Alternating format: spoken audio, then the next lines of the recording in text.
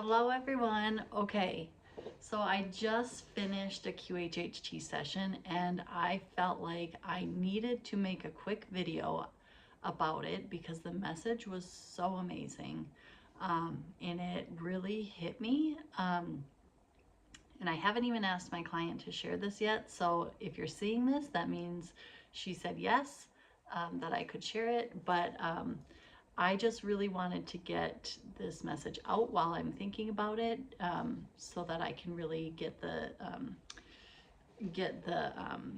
treasure of it out there. So she went to a life where she was a man on a ship, okay, and she was like in charge of, this was an old ship, like back in the times where there was pirates and there were people, finding the pirates, kind of shooting them down with cannons. Okay, so she found herself on this ship.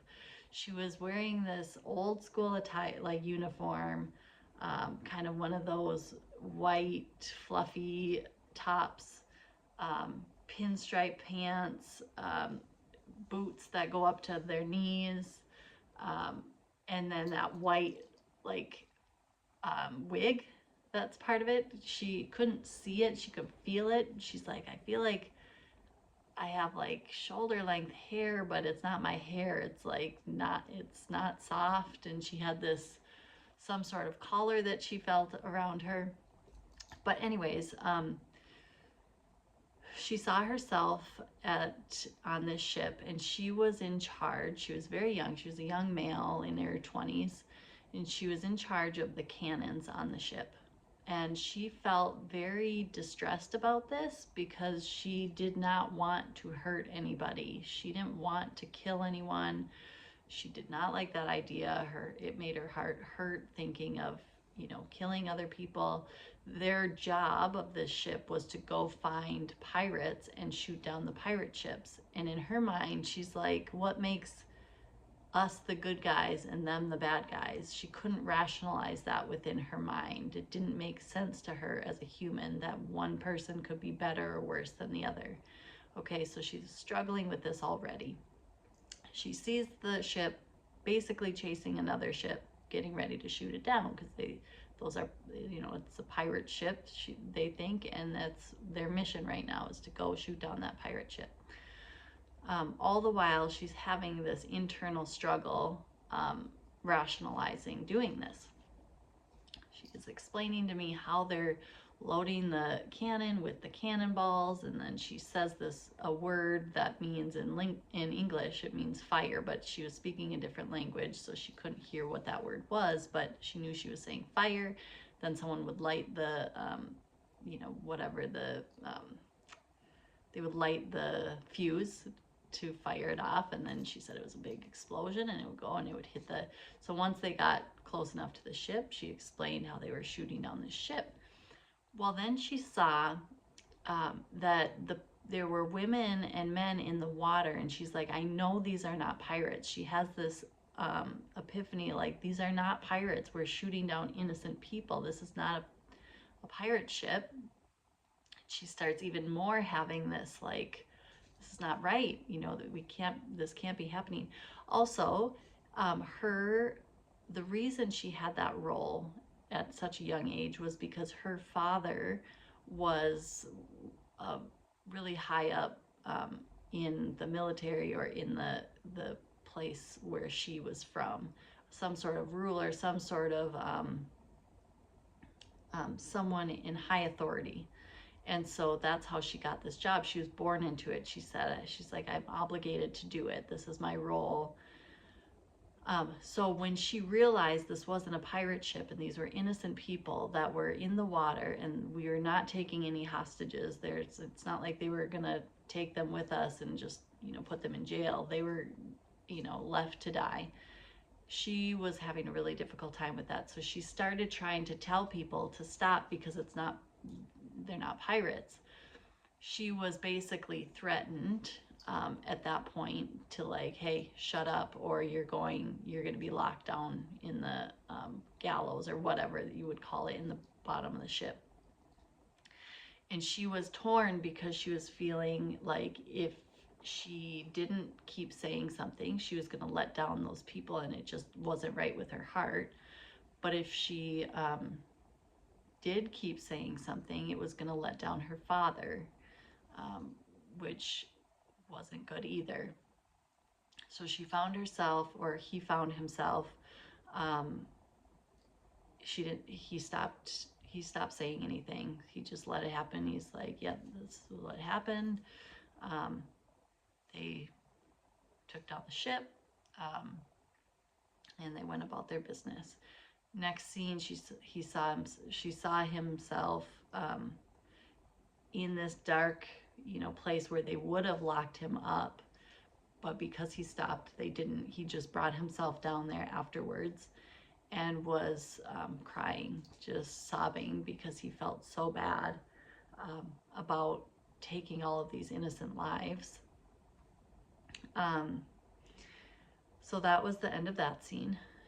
Next scene, she sees him standing on a plank, getting ready to be hung for doing something.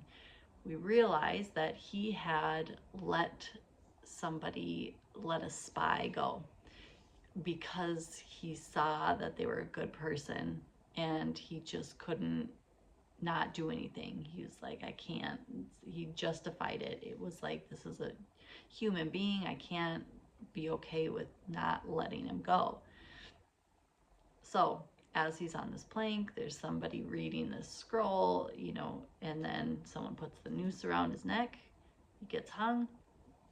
The whole time, he was extremely okay with where he was at. He was feeling a lot of pride in his decision. It was well with his mind, well with his heart, that the decision that he made, he had completely justified it, rationalized it as the right thing to do. And so he was very proud of himself for even dying the way that he was dying, because he felt so strongly about his decision.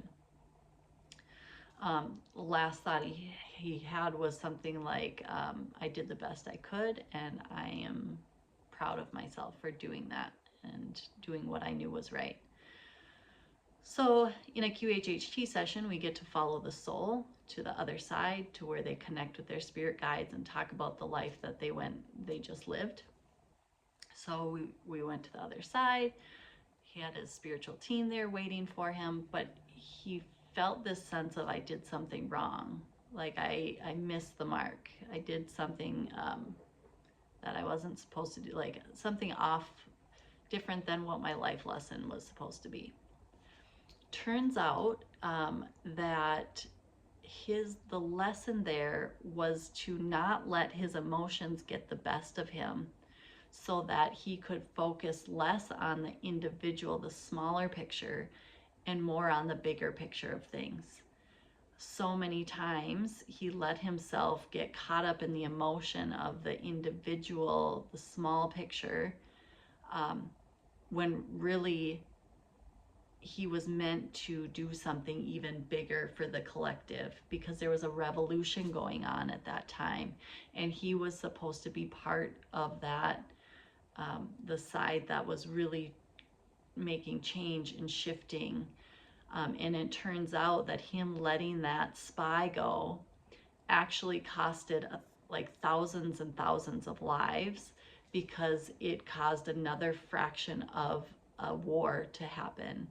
And so even though he felt in that moment that that was a human being that deserved to be free, what he didn't realize was that by letting him go, or by keeping him and doing, let that play out however it was supposed to play out, was actually going to be saving thousands of lives.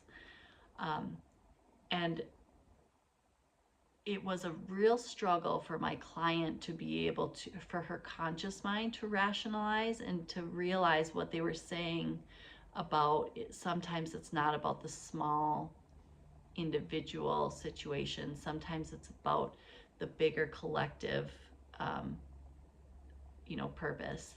And she was struggling with that. So that's when her team told her how, she saved this one. She thought she saved this one person, But had she not done that, she would have saved thousands of other people who innocently lost their lives with this war that happened.